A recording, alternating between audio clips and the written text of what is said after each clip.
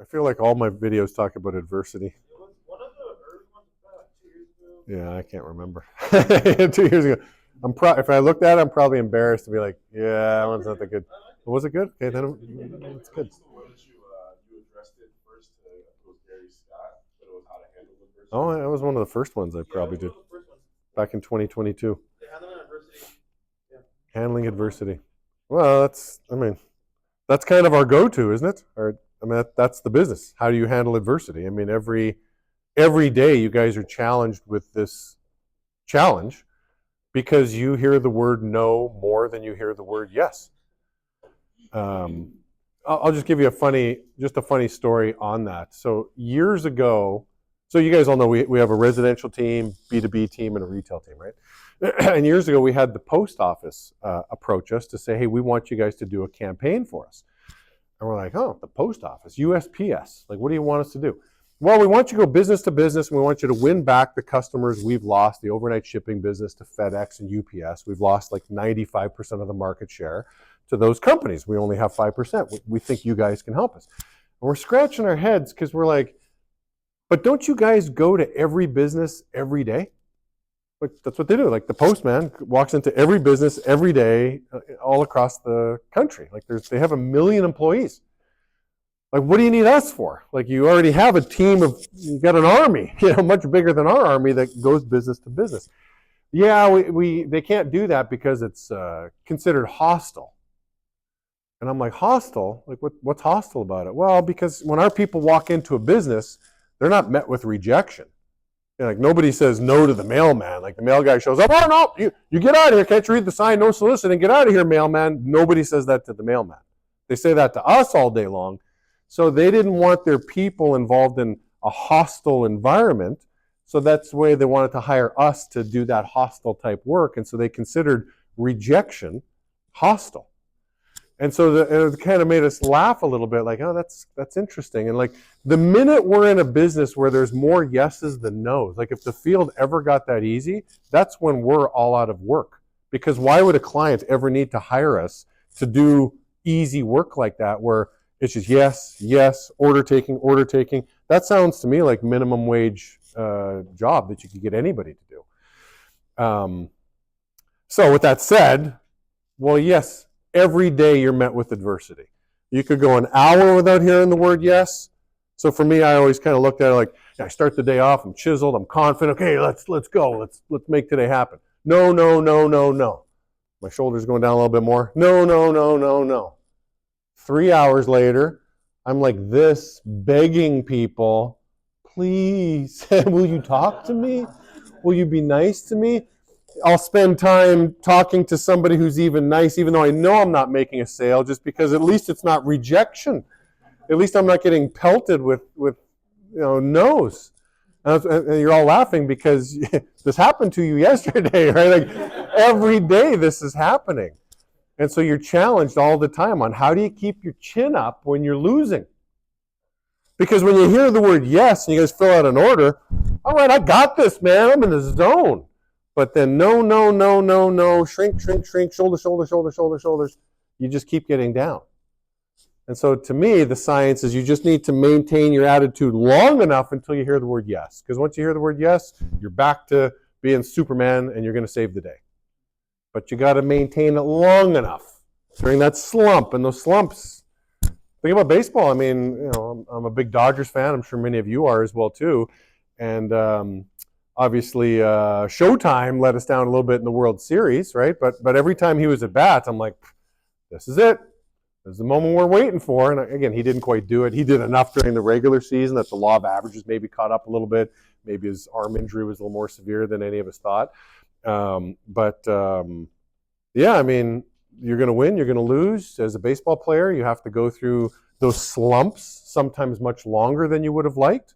I'm sure Showtime would have liked to redo the World Series because I don't know what his batting average ended up being, but I think he only got 2 hits or something like that. But yeah, you're going to go through slumps, even the best of them. A guy who's got a $700 million contract is asking the same question that you're asking. How do you handle adversity? How do you maintain your attitude during those slumps when you're embarrassed or you're letting your team down? I mean, he didn't want to let his guys down. he got some clutch moments. I mean, obviously, I can paint the picture right before who got up to belt that game one homer. Freddie. I mean, Showtime had an important part right before. So at the right time, he had his moments for sure. But again, the big picture of baseball is you're going to sometimes go 20 times in a row where you get out. I had a rep years ago. Love this guy, Danny Tartable. Okay, if you get a chance, you can Google Danny Tartable. But guy comes in. I'm looking at the resume. New York Yankees. Jerry Seinfeld. I'm like, who's in the lobby? Yeah, Danny Tartable's in the lobby. Well, I think he's a Hall of Famer. He had a 15-year career in Major League Baseball with the Royals and the Yankees. He did all these cameos on Seinfeld every time, George had something with the Yankees. He was all in those cameos. And so I interview him, and I'm like, what are you doing here, man? Like, you retired from baseball? He goes, oh, yeah. He says, I saw your ad. He says, I really thought you were talking to me in it. I'm just bored. I retired at 35, and I got nothing to do. I'm 41 years now and 41 years old. I want to do something. I'm like, well, let's work together. Let's see how this shakes out. So as I'm working with Danny, it was interesting. I got to know this guy. I thought there was a couple really interesting things with Danny. One of them was this guy was jacked underneath the suit, just totally jacked. And I'm always in the habit of, got a guy in the office, I always give him a little smack on the back. Hey, Danny.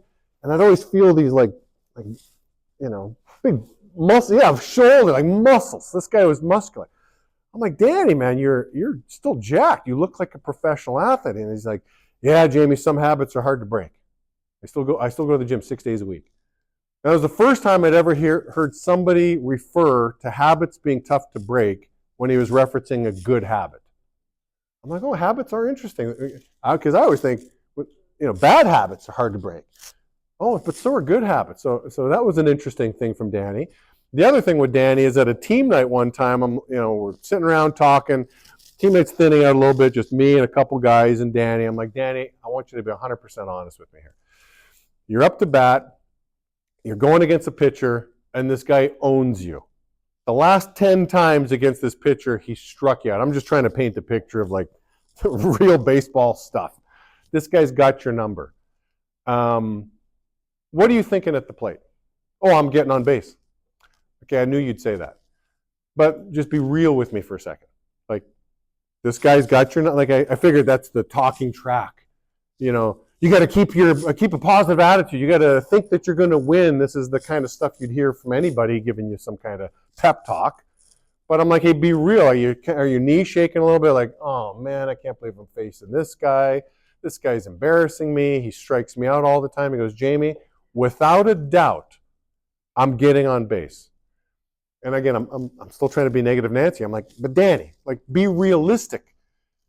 Even if you're actually like not in a slump, you're only getting on base 1 out of 3 times. If you're on fire, you're only going to be on base 1 out of 3 chances. So come on, like, just be. And he's looking at me like he's upset now. He goes, Jamie, all of us. He says, there's like Jose Canseco, Mark McGuire. I know all these guys. None of us have any doubt when we're up to bat that we're getting on base every single time. We believe we're going to get on base. So these guys are crazy enough. So my takeaway from Danny, and to directly answer your question, you've got to be able to mentally either, I don't know if trick your mind is the right words, but you've got to condition your brain to the point that you know you're going to do it. You know you're going to win. You know you're going to get on base. You know you're going to get your apps. And so maintaining your attitude during that little slump is just a foregone conclusion. Because you know you're going to get on base. You know you're going to win. You got to believe it. And I think that takes a little bit of insanity to get to that point. Like, Danny, if I look at all the stats, you didn't get on base every time you're at bat. You got out, almost 80% of the time. But that's what it takes to be a professional baseball player. That's what it takes to be a multimillionaire in the world of baseball, is even though the naysayers and those of us on the sideline say you get out way more than you get on, the guy in the batter's box honestly believes beyond a shadow of a doubt he's going to win. And you got to become that baseball player guy. Become that Danny Tartable. Easier said than done, but if they can do it, why can't we do it? No, well, it's because they get paid all this money. Okay, but before the money showed up, and when they're in the minors and they've got the schedule of a pro athlete, but they don't have the money of a pro athlete, they have to think like that. There's a good documentary even on Mike Trout where he had to go to the minors after slumping with the A's for a window of time, and then he got back into the majors and never looked back after that. But yeah, he got into a slump. But they thought like that before the money showed up. So before all the money shows up for you guys, you got to think like that first. They say you become a pro athlete twice, and I'll say you become an entrepreneur twice. You become one mentally, and then you become one physically. You don't become one physically and then mental catches up. Like think about how stupid this would sound. Okay, I want to be a Laker. Okay, I want to play with the LA Lakers, and I'm waiting for the phone call from Jeannie Buss. And I'm going to sit on my couch and I'm going to eat potato chips. I'm not going to go to the gym. Now, when Jeannie calls and says, hey, we want you to be a Laker, getting off my butt, I'm going straight to the gym and I'm going to start working out.